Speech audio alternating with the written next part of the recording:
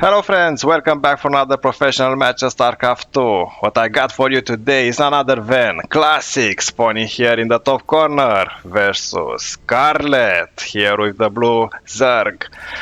What is going to happen? We are going to find out together. So let's see what is the strategy we are going to use. First of all, I want to thank all of you that subscribe, that are watching my videos, that are keeping this wonderful game alive. So we are on the map Neo Humanity, and already here we have an aggressive pylon all the way here at the entrance of the second base for Classic, who is chrono boosting like crazy to have as many probes as possible. And while this is happening, SCARLETT is, let's see SCARLETT's point of view. Is she going to start another hatchery? Probably. This is the zerg way of doing business, and this is the point of view of Classic. So Classic has more awareness. He already sent a probe. So far they are equal, 18 versus 18 workers. And now let's see the mind games. Who is going to win? I have no idea. So a gateway first of all on the forge here at the entrance, creating like a wall off. And the second hatchery for SCARLETT, the Queen of Blade, it's almost done. These are two exceptional players. SCARLETT is known, it's recognized by the Guinness Book World Record to be the world highest earning female professional gamer with more than $445,000 so far. So almost $500,000 for her, so well done. She's playing since 2011 and Classic.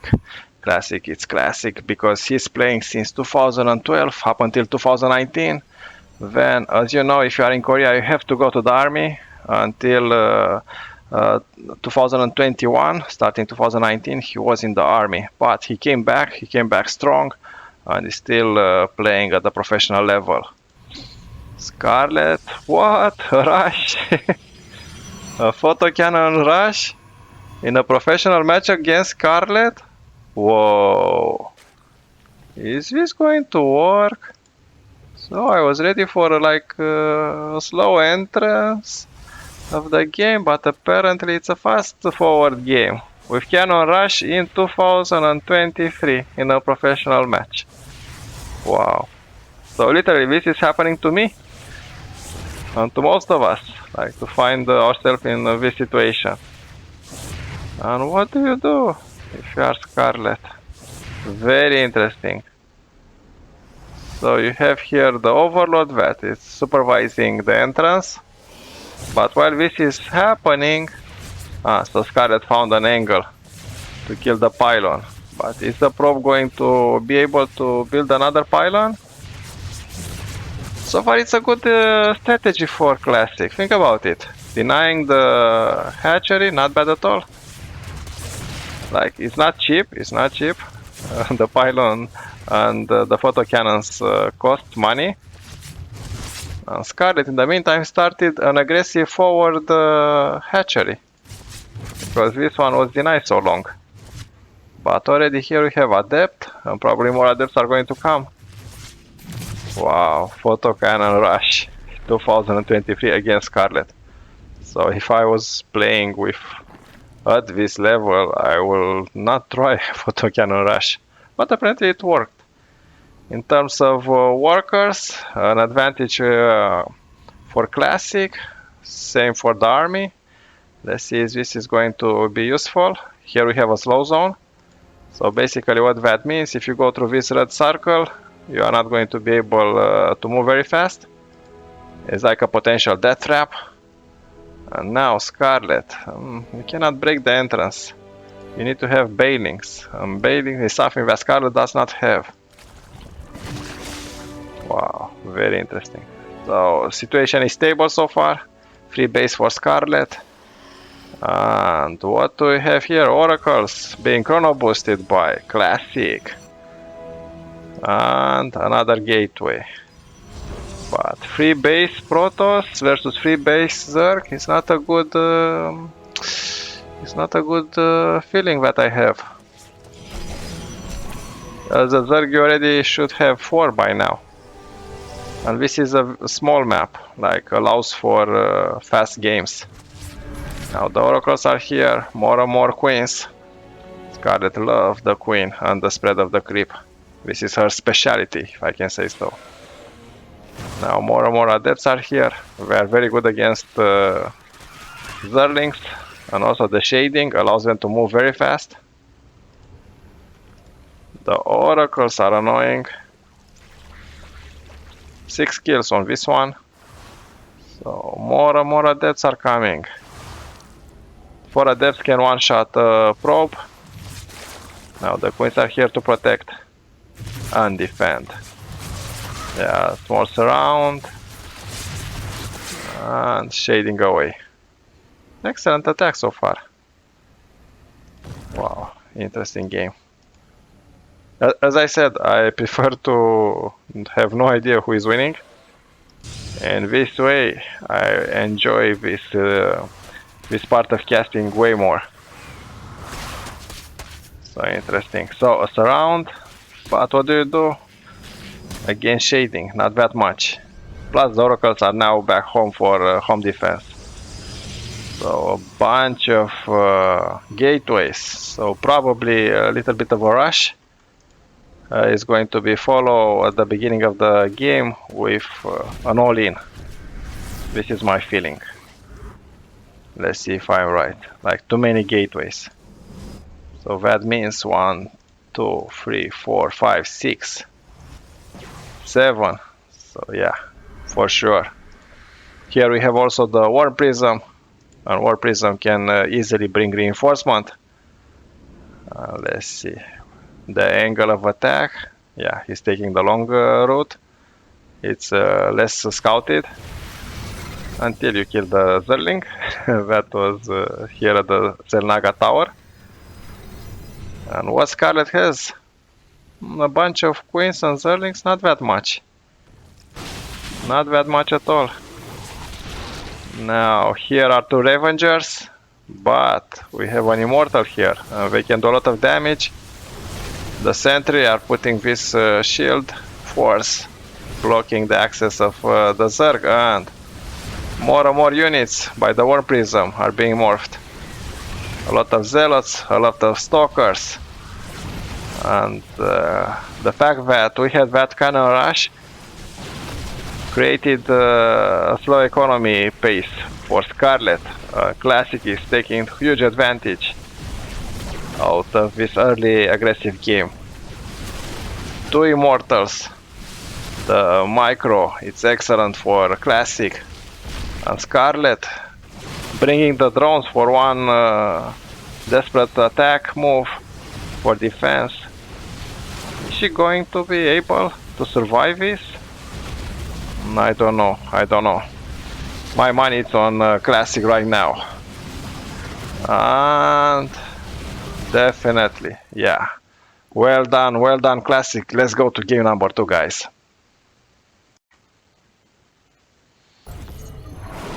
Welcome on Babylon, the map where we are going to see game number 2 between Classic and Scarlet. We had a very intensive, full of shenanigans game number 1. Classic was able to use a photo cannon rush, something unusual. Let's see the answer. So Classic spawning here with the red protoss in the bottom right corner, and Scarlet in the top left corner with the blue zerg. What is going to be Scarlet's answer to this? We are going to find out. Is she going to be able to kill the Chintos? He said to resemble the Protoss character because of his chin. This is why he's also known as Zelotos or Chintos. And I'm talking about, obviously, Classic. While the Queen of Blades, he needs no introduction. She's the best player there can be. Now, what is going to happen? Already here we have a second very fast hatchery for Scarlet. Scouted by Classic with this probe. Is the probe going to try another shenanigan? So far nothing unusual, but let's see, who knows.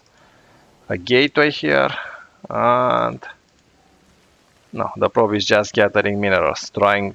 So this is what pro players are doing, guys. So they take each and every bit of an advantage they can.